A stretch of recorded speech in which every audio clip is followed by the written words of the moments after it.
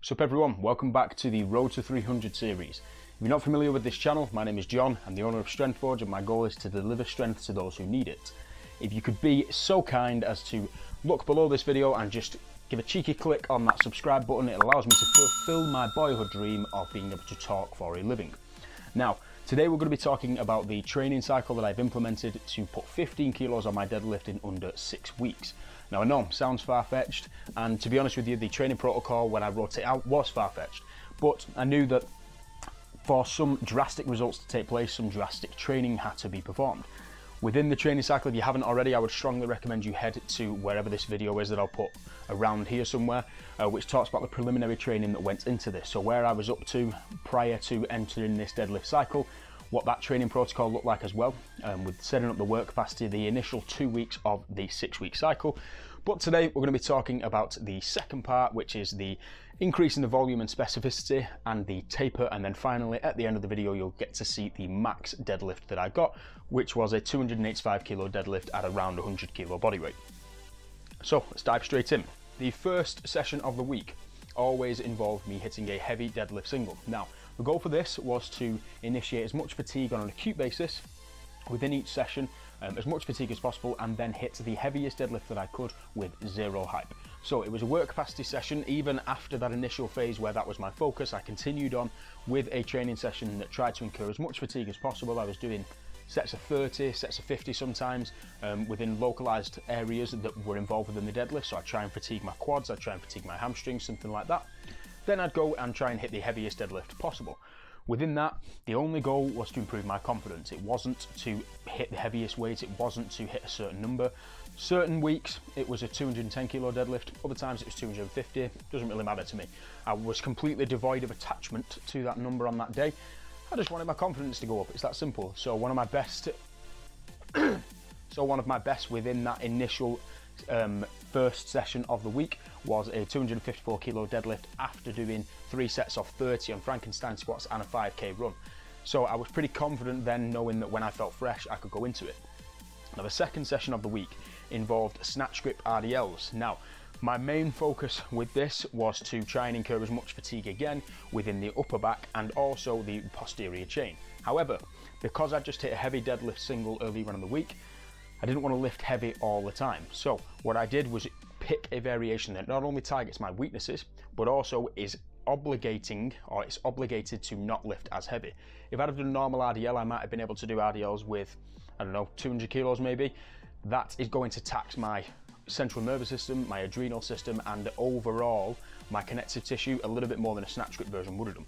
So it kept the perception of intensity high. I felt like I was working hard, but it forced me to not lift as heavy. In the third session of the week, the third deadlift out of 4 sessions, I implemented a high volume protocol. Now this is something that I was recommended to do off another strength coach that I highly respect, and basically suggested doing a really high volume protocol starting at around 6 sets of 5, 10 sets of 2, something like that, trying to get as much reps in as possible with a sub max load. Benefits of this: your muscles get used to performing the movement, so you get a kind of familiarization with the technique that you're going to be performing. Helps you recover surprisingly well, okay? And also, it just improves your confidence. You know, you're getting in as much volume as possible. If you've lifted 12,000 kilos by the end of the week, it feels pretty good to know when you've only got one single that you've got to do at the end of a training cycle. For those of you out there that do CrossFit, you might be familiar with an EMOM protocol, every minute on the minute. This is how I implemented, or what I implemented rather, on the volume deadlift day to make sure that I got in as much reps as possible. Again, key thing there was that the sub-max intensity allowed me to do that. It wouldn't infect my technique too much. And then within the 4th session of the week was my max deadlift session, where I would focus on hitting the heaviest weight I could, or rather the heaviest that was written down, as well as hitting as many reps as possible. So it was an AMRAP. I got this from the Jim Wendler's 531, if you guys are familiar with that, where they have a plus set or an AMRAP set, then the final set of each training session, where you have a specified load and the goal is to get a minimum number but try and beat that.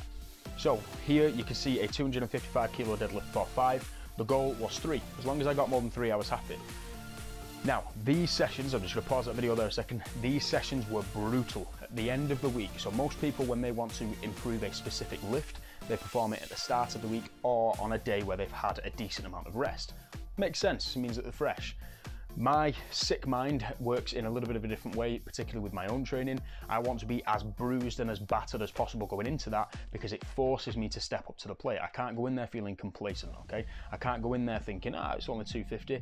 I've got to punish myself to be able to respect that weight. It's just the way my mind works.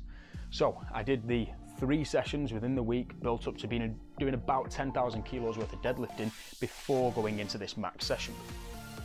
So 255 for 5, and at the end of each of these sessions, I'm not going to joke, guys, I burst blood vessels all over my face and back. You know, I was struggling to sleep that night. My adrenaline was so high, I'd have to do quite a lot of parasympathetic exercises to try and bring my nervous system and my adrenal system back down again. It was brutal. It was brutal, but clearly paid off, so I'm happy. Now, after increasing that amount of specificity, and I just continued to level up, so to speak, and get the weights heavier and heavier and heavier within every single variation, whether it was the volume day, whether it was a snatch grip RDL day, didn't matter, it was just linearly increasing, which meant obviously the volume was increasing. I continued on with squats and we started to enter the taper session. Now, tapering, you might not be familiar with tapering, it's the better looking brother or sister of the deload. The deload is typically characterised by a reduction in training intensity and the volume stays relatively high. Personally, I don't like that. I don't like that outlay. I prefer what's known as a taper, which is where you keep the training intensity high and bring the volume down. We know that volume is a greater indicator of fatigue, and we know that the intensity that most people work at isn't even high enough to incur the amount of fatigue that they say it does. Again, within this, you've got to bear in mind that even though I was hitting those AMRAP sets at the end of the week, that was after performing about 10,000 kilos worth of deadlifts. So it's going to be taxing, but not from the standpoint of being the fact that it was too heavy.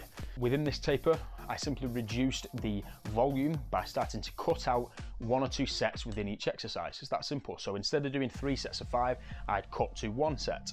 I also started to include exercises that were going to be involved within my next training cycle. Now, I know this might be different to what a lot of people will do, but it's just the way, again, my mind works. I like to have a smooth transition to the following training cycle. If you've been so specific that you've forgotten what it is to front squat, and then your next training cycle calls on you to front squat, the first 2 weeks are going to be wasted because you're going to have to try and remember what that technique was. My training cycles, I prefer to do it a different way. I prefer to tag on the warm-ups, okay, or tag on a couple of different exercises that will be involved within the next training cycle towards the end of the one I'm currently doing. It allows me to keep my intensity high, okay, without necessarily using the same load. Because you've got to remember, intensity can be a percentage of 1RM, but it can also be RPE as well. So mentally, I was used to training and pushing myself continuously right up until the end, okay, without necessarily taxing my body. So my body still got the recovery that you get from a taper, but my mindset was still pushing constantly, okay? Now, within those squats, there was a couple of different variations. There was back squats, I was changing my position slightly, low bar, high bar, and so on, all the different variations that you can think of. And then went into my final big heavy deadlift session, which was 264 kilos for 3 reps. Again, the goal on this was 1. As long as I got above 1, didn't really care. Got 3. This was probably the most brutal of all of the sets because, again, it was right up until that point before I implemented the taper. So I was really, really tired in this phase of the training. Nearly passed out at the end of it, as you can see. And then, yeah, we started to implement the temper. Now, there's different types of taper that you can utilize. There is progressive ones that occur over time.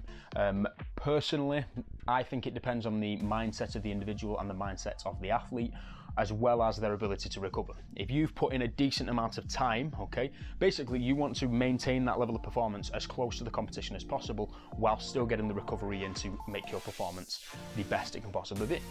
If you're in a situation whereby you are having to taper and provide enough time to recover that you're setting off, reducing the volume 6 weeks out from a competition, you're missing on a decent amount of training there, okay? So I utilize what's known as a step taper. So this is where you keep the volume and the intensity relatively high, and then when you implement the taper, i.e. you drop the volume, it's 1 or 2 weeks out. It literally just goes like this. If you imagine a graph of it, boom, and just drops. And again, in that scenario, I'll increase the amount of recovery work I do to make sure that I get in shape ready for the big pull. And again, within each of these sessions, as you can see here, I'm implementing a couple of the variations that I'm going to be focusing on within my next training session, making sure that my technique's dialed in, okay?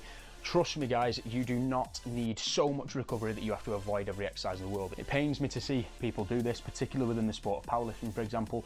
yeah, you will need a decent amount of recovery time, but I'm sorry, if you need 2 weeks out of a deload after doing one powerlifting meet which involves 9 lifts, you're just not fit enough. It's that simple.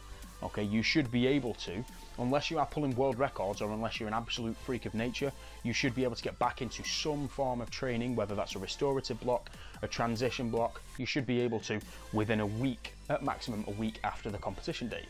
And within this, I was doing one deadlift, so I don't need a decent amount of time to recover and, you know, deload and all this. I could keep that volume and intensity relatively high, drop it all of a sudden, promote recovery and max out the deadlift. And then the final session before the deadlifts, I started to include some of the exercises that I'm going to be focusing on within my next training cycle, which is Olympic weightlifting, or at least Olympic weightlifting derivatives.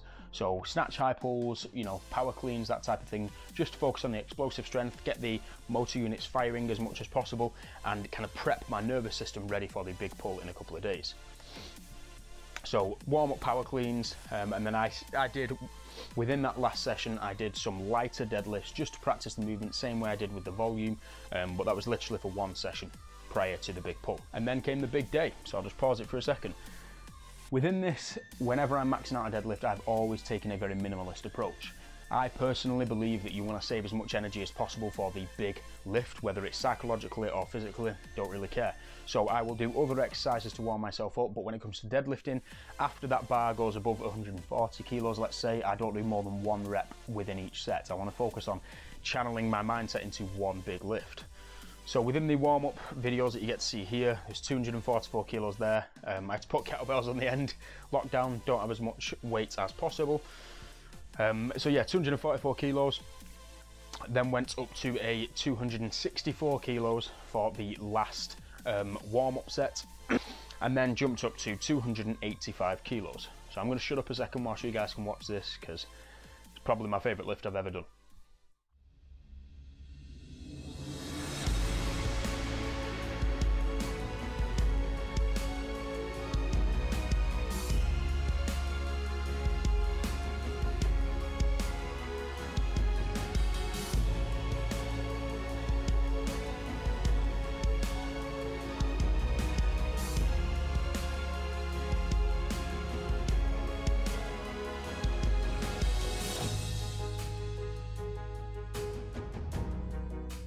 So that's the video, guys.